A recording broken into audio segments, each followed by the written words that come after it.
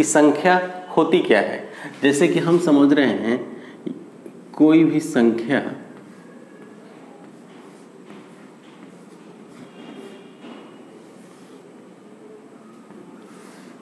यानी कि इसको हम बोलते हैं नंबर्स।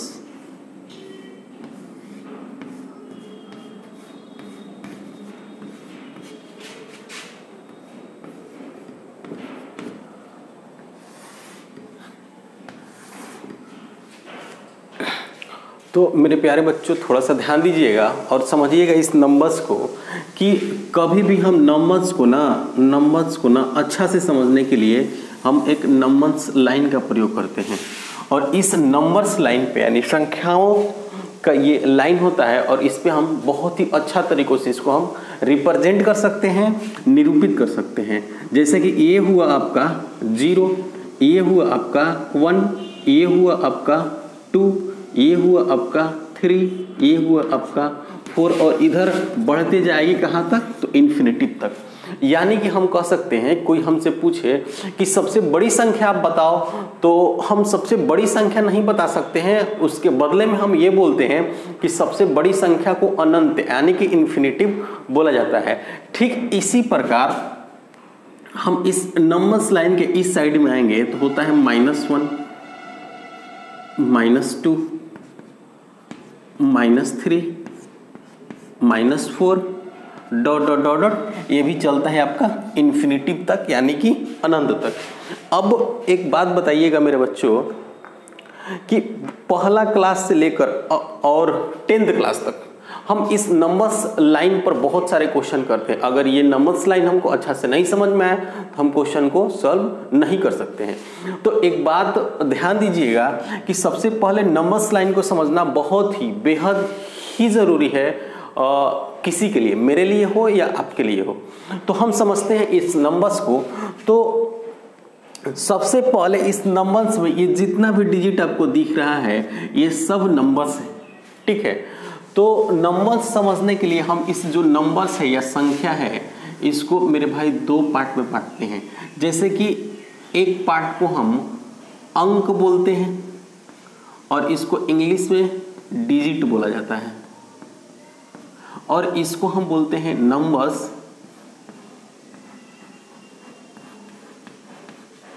इसको हिंदी में हम संख्या बोलते हैं।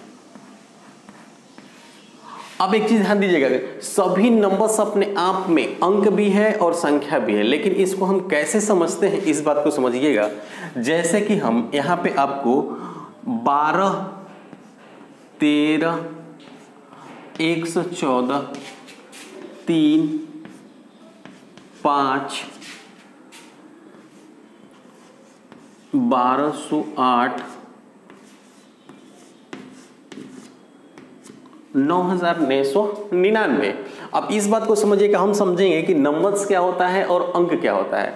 और तो देखिए कि ये आपका 12 है, ये अपने आप में एक नंबर से यानी कि इसमें संख्या जो है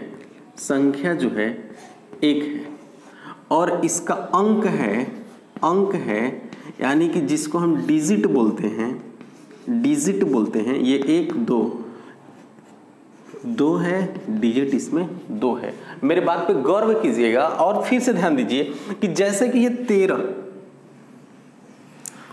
लिखा हुआ है, तो 13 इसमें अगर हम बोले कि अंक क्या होगा, क्या बोले अंक कितना है, तो अंक इसमें कितना है 1 2, और संख्या बोले कितना है, तो संख्या इसमें है मेरे बाबू 1, क्योंकि 13 अपने आप में एक संख्या है। अब एक चीज ध्यान दीजिएगा, यहाँ पर ध्यान दीजिएगा, इसमें अगर हम आपसे संख्या पूछें तो ये संख्या 1 है, और यहाँ से हम आपसे अंक पूछें तो इसमें अंक 1 2 3 है। ठीक इसी प्रकार इसमें हम आपसे संख्या पूछें तो इसमें संख्या 1 है, और अंक की बात करें तो अंक इसमें 2 है। यहाँ पे हम आपसे संख्या पूछे तो संख्या 1 है और यहाँ पे अंक भी 1 है। यहाँ पे समझिएगा, यहाँ पे अगर हम पूछे ये कितनी संख्याएं हैं, तो संख्याएं 1 है, कितना अंक है इसमें, तो अंक भी कितना है। ध्यान दीजिएगा कि यहाँ पर अगर हम 13,000 378 लिख दिए। और इसके बारे में बात करें तो यहाँ पर भी मेरा संख्या कितना है, 1 है। और यहाँ पर अगर हम अंक की बात करें तो काउंट कर लीजिए, 1 2 3 4 5 की अंक कितना है, 5 है। तो सबसे पहले हमको ये बात तो समझ में आया होगा कि संख्या क्या होता है और अंक क्या होता है। इसको थोड़ा सा 1 सेकंड के लिए आप ध्यान से देखिए, समझिए, उसके बाद हम आगे चलते हैं। स्टार्टिंग में जब हम अंक के बारे में सोचे होंगे तो क्या होगा, जैसे कि गए तो एक ये मिला, तो पहला चीज उठाए तो इसका मतलब पहला मीन्स आ ही रहा है, एक खुद एक आ रहा है। तो हम कह सकते हैं कहीं पर गए, हमको एक बुक दिया गया, तो पहला बार जो नंबर्स हमको मिला होगा, हमको नहीं हमारे पूर्वजनों को जो मिला होगा तो 1 मिला होगा। यानी कि जो संख्या 1 से स्टार्ट हुई होगी और इन्फिनिटी तक जाती होगी उसको हम लोग बोलते हैं प्राकृत संख्या। प्राकृत संख्या मेरे भाई ऐसा इसलिए है कि ये प्राकृतिक की देन है, इसमें कोई छेड़छाड़ नहीं हुआ है, जैसे चीजों को हम समझे और ऐसे रिप्रेजेंट कर दिए, ठीक है। लेकिन एक बात को ध्यान रखिएगा, ये संख्या पूरी नहीं हुई थी, प्राकृत संख्या पूरी नहीं हुई थी, इस बात को समझिएगा।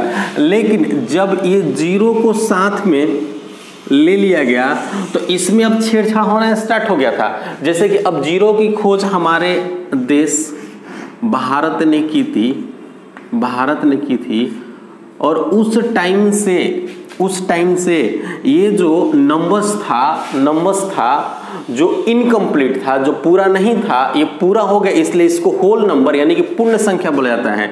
उस टाइम से ये क्या हो गई थी, पूर्ण संख्या हमको मिल गया था।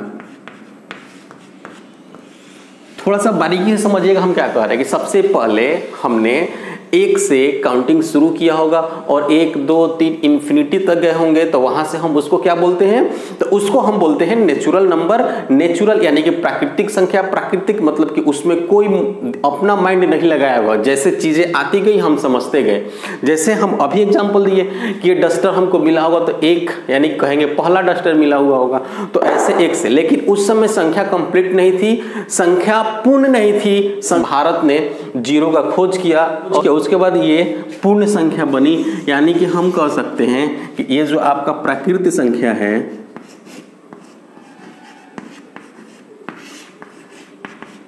प्राकृत संख्या है, ये 1 2 3 से स्टार्ट होके इन्फिनिटी तक जाती है। लेकिन जो पूर्ण संख्या है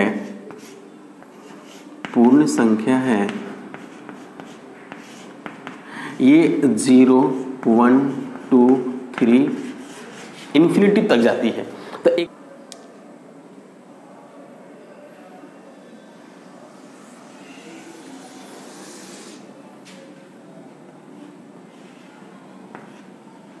जैसे कि जानते हैं हम, है ना, कि जब नंबर्स लाइन यानी इंटीजर समझने के लिए हमको एक नंबर्स लाइन का जरूरत होता है, और इस पर हम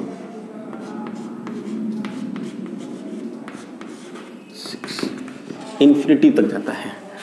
इसके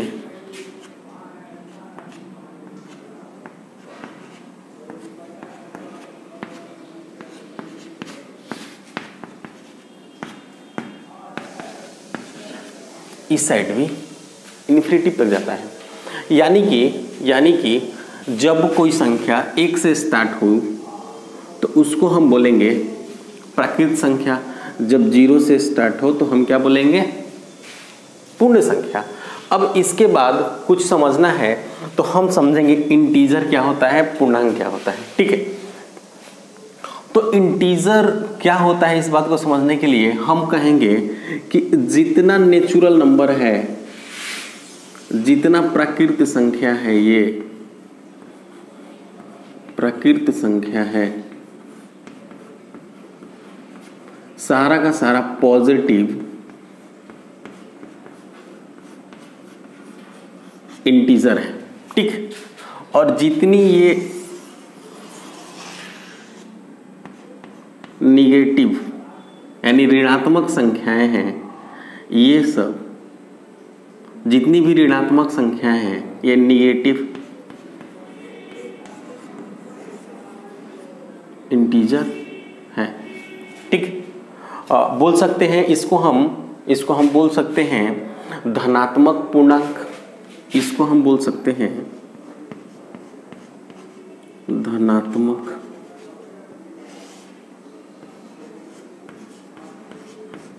पूर्णांक, और इसको हम बोलते हैं ऋणात्मक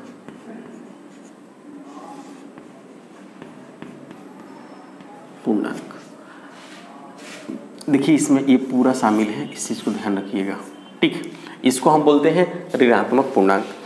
और जीरो, ये जीरो यानी शून्य पूर्णांक खुद होता है, इसको हम जीरो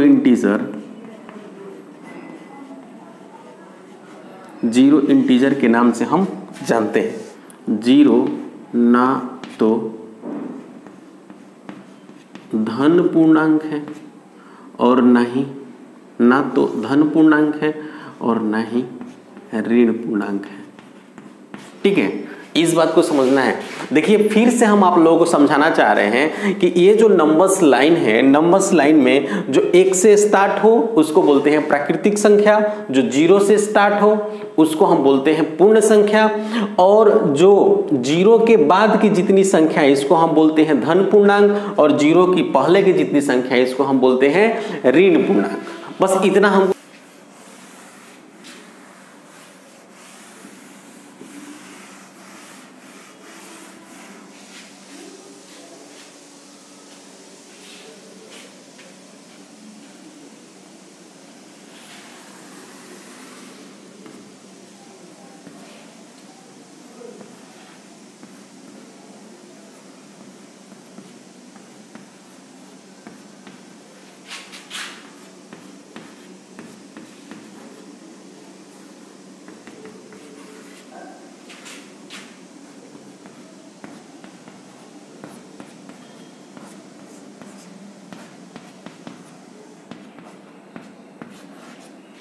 अभी अभी हम लोगों ने नंबर्स लाइन के बारे में सीखा, और यहाँ से हम क्लियर करते हैं कि हम लोगों ने क्या क्या सीखा, इस बात को समझिएगा। तो एक चीज देखिए, ये जो है 0 है, और 0 से इस साइड का मतलब क्या होता है आपको पता है, और इस साइड का मतलब क्या होता है आपको पता है। इस साइड को हम क्या बोलते हैं, ध्यान दीजिएगा कि हम इस साइड को क्या बोलते हैं और इस साइड को क्या बोलते हैं। तो ये है आपका दायां साइड, ठीक है, और ये है आपका बायां साइड, ठीक, बायां साइड। अब हम कहेंगे कि 0 पे ध्यान दीजिएगा, 0 के जितने भी बाएं हैं, 0 के जितने भी बाएं हैं ये क्या है, धन पूर्णांक है, और 0 के जितने भी दाएं हैं ये आपका ऋण पूर्णांक है, ठीक। अब देखिए हम क्या समझाते हैं कि शून्य क्या है, ये क्या है, ये तो हम अभी बताएं आपको, ना तो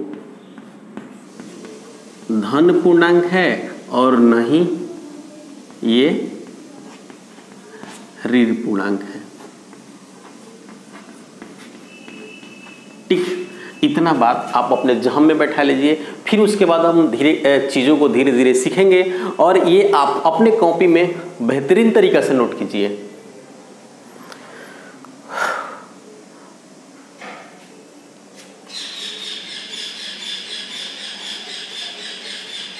देखिए, और अब एक पॉइंट, ये बात समझने के बाद आपको एक पॉइंट नोट करनी चाहिए कि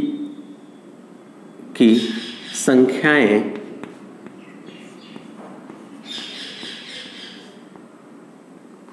एक बात नोट कीजिए कि संख्याएं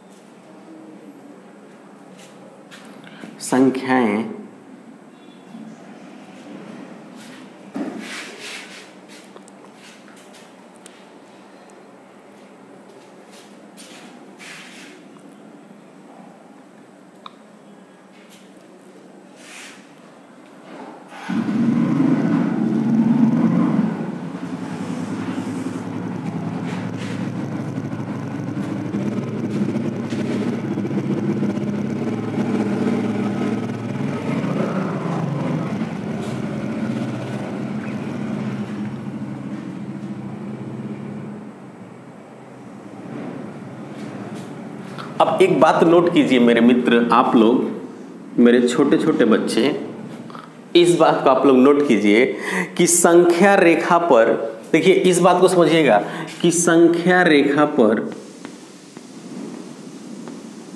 संख्या रेखा जिसको हम लाइन बोलते हैं, संख्या रेखा पर बाएं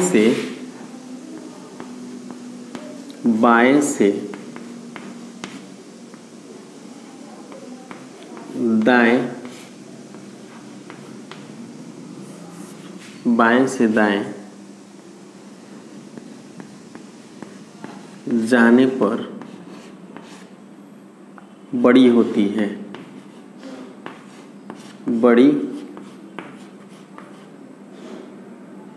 बड़ी होती है। इस बात को ध्यान रखिएगा। देखिए क्या ध्यान रखना है कि देखिए हम देख रहे हैं कि ये तो आपका बायां पक्ष है, ठीक है, ये आपका दायां पक्ष है ना। अब देखिए, अब जब हम इधर से इस साइड बढ़ेंगे ना तो पॉजिटिव एरिया में बढ़ेंगे, यानी बढ़ते जा रहे हैं, यानी कि देखिए ये क्या हुआ कि 6 से बड़ा -5, -5 से बड़ा -4, -4 से बड़ा -3, -3 से बड़ा -2, -1, 0। 0 के बाद देखो जब भी हम बाएं से दाएं की ओर बढ़ेंगे तो संख्याएं बढ़ती है, और जब हम, दूसरा पॉइंट नोट कीजिएगा, दूसरा पॉइंट कि संख्या रेखा पर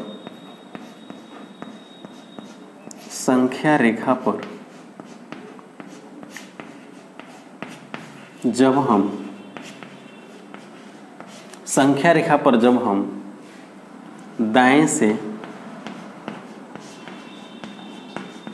बाएं की ओर बढ़ते हैं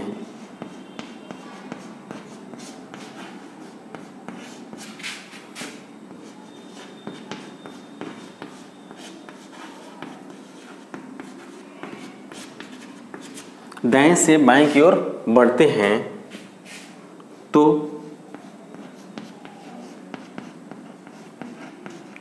संख्याएं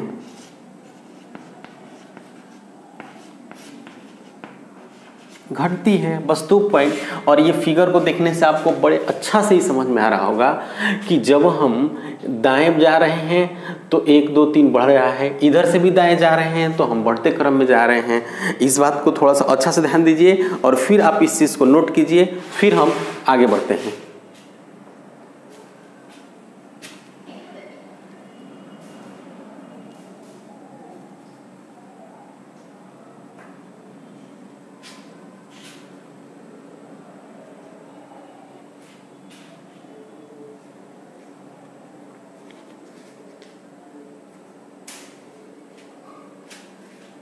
अब एक बात आप बताइए कि अगर हम 5 से, यहाँ पे ध्यान दीजिएगा कि अगर हमसे कोई पूछे कि ये 5 और 4 में कौन सी संख्या बड़ी है, कौन सी संख्या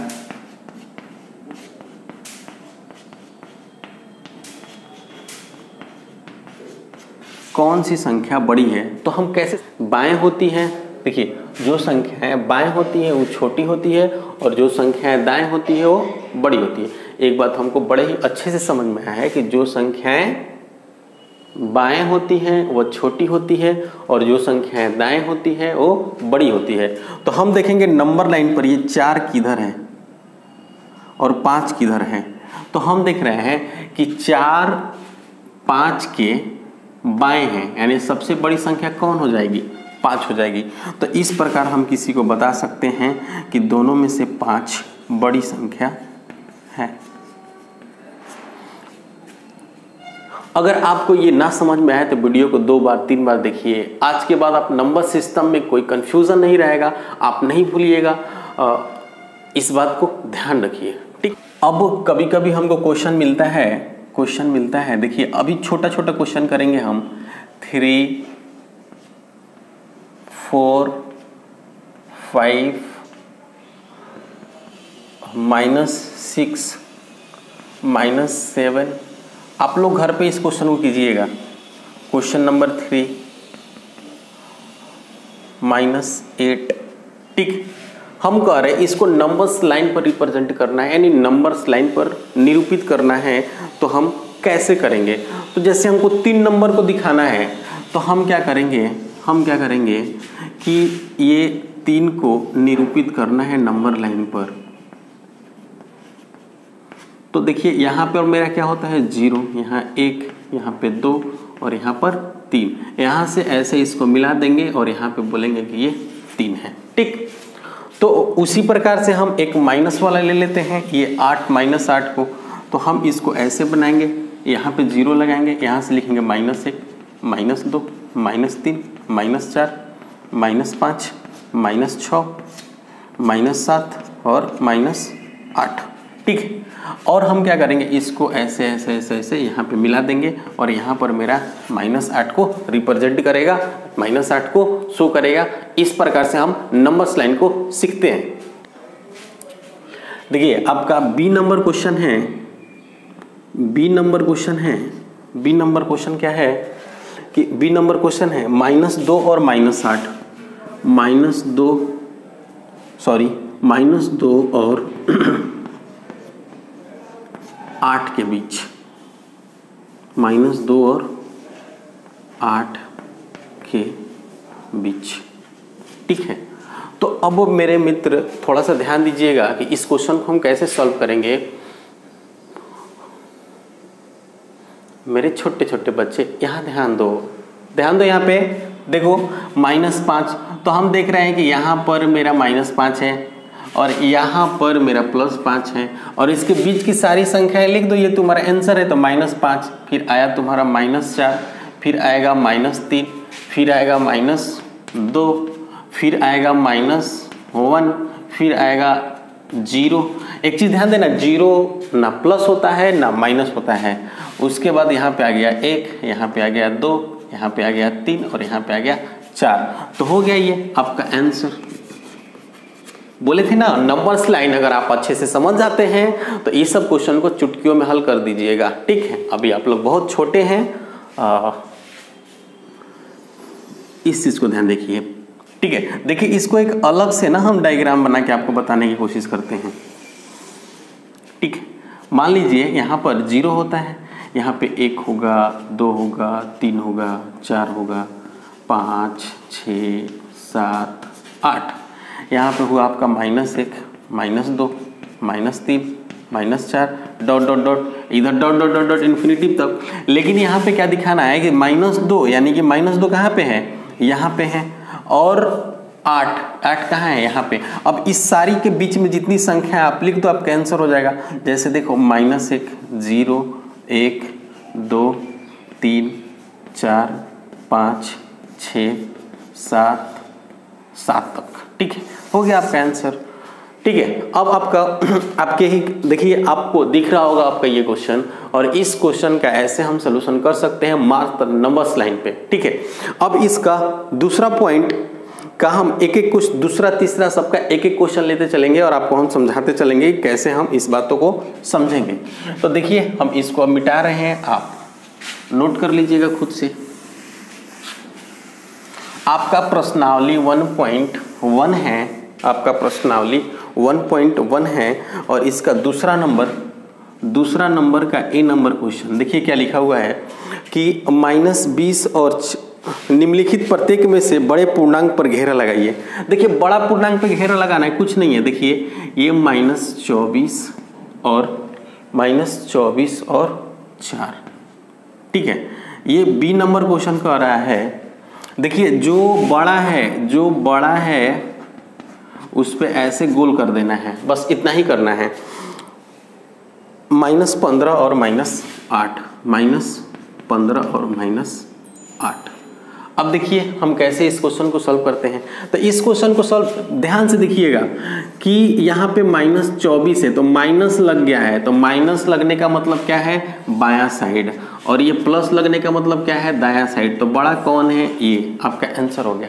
ठीक है, अब देखिए ये अगर हम नंबर्स लाइन बनाते हैं हम इसके लिए, तो नंबर्स लाइन मेरा क्या होगा, माइनस वाला। तो -1, -2, -3, -4, -5, -6, -7, -8 ध्यान से देखिएगा इस क्वेश्चन को, है ना। देखो ये -8 15 तक जाएगा, -9 -10 -11 -12 डॉट डॉट डॉट 15 तक। तो अब एक बात बताओ, हमने अभी पढ़ा है कि बाएं से दाएं जाने पर संख्याएं बड़ी होती है मिलती है और दाएं से बाएं जाने पर संख्याएं छोटी मिलती है। तो अब तुम एक चीज देखो, सबसे -15 किधर होगा, तो सबसे बाएं तरफ होगा। इसके दाएं कौन है, -8 है, तो 8 पर घेरा लगा दो। या फिर अगर अपने लैंग्वेज में समझना चाहते हो तो ये करो, आप किसी से 15 रुपया मांग रखे हो, ठीक है, और आप किसी से 8 रुपया कर्जे में हो, तो 15 से बेटर कर्जा कौन है, तो 8 है, तो 8 बड़ा है संख्या, ठीक है। और इसी पर जैसे कि क्वेश्चन नंबर 3 है, इसमें कह रहा है कि उचित चिन्ह लगाएं, यानी बड़ा छोटा का चिन्ह कह रहा है। देखिए ये ग्रेटर देन, ये स्मॉलर देन और ये इक्वल टू, ये तीनों में से कोई चिन्ह लगाना है, ठीक है। तो पहले चिन्ह के बारे में समझिए, चिन्ह के बारे में पहले समझ लीजिए कि देखिए इसका मुंह बहुत बड़ा है, तो ये जिस तरफ रहेगा ना तो बड़ा वाला होगा इधर, और इधर क्या होगा, छोटा होगा। इस बात को समझ लीजिएगा। और ये इक्वल मतलब क्या होता है, बराबर, मतलब बराबर, और इधर भी बराबर होना चाहिए, ठीक है। यानी कि अगर 5 और 4 में चिन्ह लगाना है तो 5 बड़ा है तो बड़ा वाला का मुंह इधर कर देंगे।